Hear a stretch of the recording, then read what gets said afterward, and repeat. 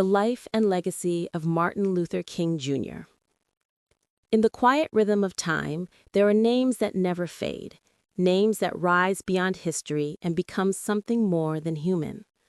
Martin Luther King, Jr. was one of them. Not just a preacher or a dreamer, but a soul that burned with the light of justice in a world drowned in darkness. His voice became the sound of conscience, and his dream became a map for generations who refused to give up hope. His story begins long before the famous speech, long before the marches and the crowds. It begins with a child in the deep South, surrounded by the heavy chains of segregation, and yet born with the heart of a man who would change the world. Martin Luther King, Jr. was born on January 15, 1929, in Atlanta, Georgia. The world around him was divided by color lines that shaped every breath of life. The buses were divided. The schools were divided. The very water fountains that quenched thirst were labeled for white or colored. But within his home, there was strength. His father, Reverend Martin Luther King Sr., was a powerful preacher, a man of dignity and faith. His mother, Alberta, was a gentle woman filled with music and compassion. The rhythm of the church filled Martin's childhood. Sermons, hymns, and prayers surrounded him like air. Yet beyond the church walls, he could feel something wrong in the world. He saw hatred, he saw injustice, and he began to question everything. Why should the color of one's skin decide the value of their soul? Why did God's children live divided? Those questions never left him. They grew inside him as he grew older. He attended Morehouse College, one of the few places where young Black men could rise beyond the boundaries of segregation. There, Martin discovered his voice. He studied philosophy and theology, learning that great change could begin not with violence, but with thought and courage. He read about Mahatma Gandhi and the idea of nonviolent resistance.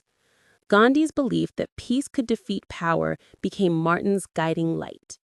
He realized that love was not weakness, and forgiveness was not surrender. They were weapons stronger than hate. After earning his doctorate at Boston University, Martin met Coretta Scott, a young woman of grace, intelligence, and music. She shared his sense of purpose and his faith in justice. Together, they built a family, a partnership not only of love, but of destiny. They moved to Montgomery, Alabama, where Martin became a pastor at Dexter Avenue Baptist Church. It was there that fate called him to the forefront of history. In December 1955, a quiet woman named Rosa Parks refused to give up her seat on a bus to a white man. She was arrested. Her act of defiance was small, but its impact was enormous. It was the spark that would ignite a movement. The Black community of Montgomery organized a bus boycott that would last for 381 days. They walked miles to work, to school, to church. They faced violence and intimidation, but they did not surrender. Martin Luther King Jr., only 26 years old, was chosen to lead them. He stood before crowds and declared that hate could not be defeated by hate, that love was the only answer. His words carried through the streets of Montgomery and beyond. The boycott ended in victory. The Supreme Court ruled segregation on public buses unconstitutional. A new voice had risen in America, calm, powerful, and unstoppable. But victory came at a price. His house was bombed. He was arrested, threatened, and constantly followed. Yet each time he was knocked down, he rose again with greater strength. Through the late 1950s and early 1960s, King became the symbol of a movement that refused to be silent. He marched through towns filled with hatred. He preached peace where others demanded revenge. His voice grew into something larger than himself, a movement of millions.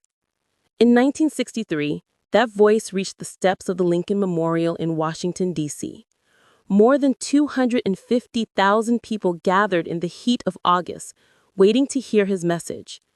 Martin stood before them, looking out over a sea of faces, black and white together, and he began to speak of a dream. He said he dreamed that one day his children would not be judged by the color of their skin, but by the content of their character. that one day freedom would ring from every mountain, from every corner of the nation. The words rose like a tide and swept across the world. "I have a dream" became more than a speech. It became a prophecy. But not everyone celebrated. Power trembled at the sound of his dream. The more he spoke, the more enemies he made. He was watched constantly by the FBI. He was accused, mocked, and threatened. He received letters that told him to stop or else. But he refused. He believed that truth must be spoken even when it is dangerous. He believed that silence was a sin when faced with injustice. As the years went on, the struggle grew harder. In Birmingham, children were attacked by police dogs. In Selma, peaceful marchers were beaten and gassed. Churches were bombed. 4 little girls were killed while attending Sunday school. Each tragedy deepened Martin's resolve. He preached that violence only multiplies evil, that love is the only force capable of transforming an enemy into a friend. He said, "Darkness cannot drive out darkness. Only light can do that. Hate cannot drive out hate. Only love can do that." His words became a moral compass for a nation torn apart. By 1964, the world began to recognize his impact.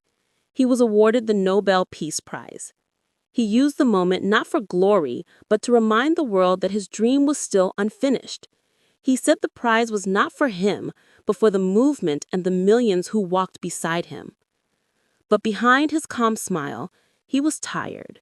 The burden was immense. The threats never stopped. The hate letters piled up. But he kept walking. In the final years of his life, Martin began to speak not only about race, but about poverty, war, and inequality everywhere. He opposed the Vietnam War, calling it a moral disaster.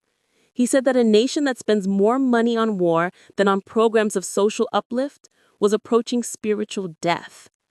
His words angered politicians and cost him support even among his allies. But he would not be silent. He believed that justice was not meant for one group, but for all people. By April 1968, he had become weary, but not broken.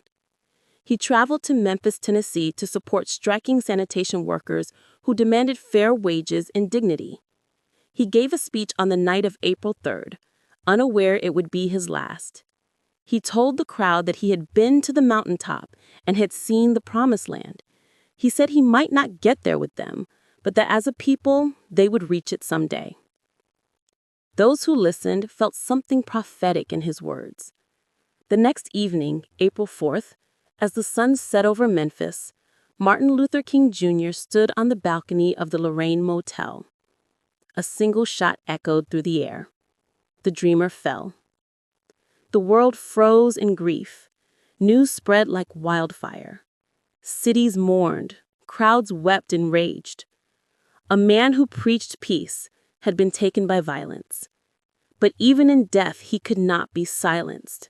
His words remained alive. His dream refused to die. In the years that followed, his message grew stronger. Laws changed. Schools integrated. The Civil Rights Act and Voting Rights Act became the foundations of equality. His name was etched into the heart of a nation that had once rejected him. Children learned his words. Streets were renamed in his honor. Monuments rose where once there had been chains. And yet the world continued to wrestle with the same questions he asked as a boy in Atlanta. Why do people judge by color and not by character? Why does hate still find a voice? Martin Luther King Jr. is remembered not because he was flawless, but because he was fearless. He was a man who chose love when hate was easier, who chose peace when violence was expected. He dreamed not only of a better America, but of a better humanity. His dream was not about color, it was about conscience. Today, his voice still whispers through time, in classrooms, in marches, and prayers. His words remind us that injustice anywhere is a threat to justice everywhere. They remind us that the time is always right to do what is right. And though the world has changed, his dream remains unfinished, waiting for each new generation to carry it forward. Martin Luther King Jr. taught us that courage is not the absence of fear, but the decision to act in spite of it. That peace is not weakness, but wisdom. That hope is the bridge between what is and what can be. His life was short, but his light endless. He dreamed of freedom, and though he did not live to see it fulfilled, the world he left behind is forever shaped by his voice. He showed humanity that one person can stand before an empire of hate and shake it with nothing but truth. He showed that words can move mountains, that love can outlast bullets, and that dreams are stronger than death. His legacy is not carved in stone, but in the hearts of all who still believe in equality, compassion, and the power of peace. The story of Martin Luther King Jr. is not just history. It is a reminder that even in darkness, one voice can become a beacon. One dream can awaken a generation. And when courage meets compassion, even the impossible begins to change. Martin Luther King Jr. once said, "Faith is taking the first step, even when you don't see the whole staircase." He took that step, and the world followed.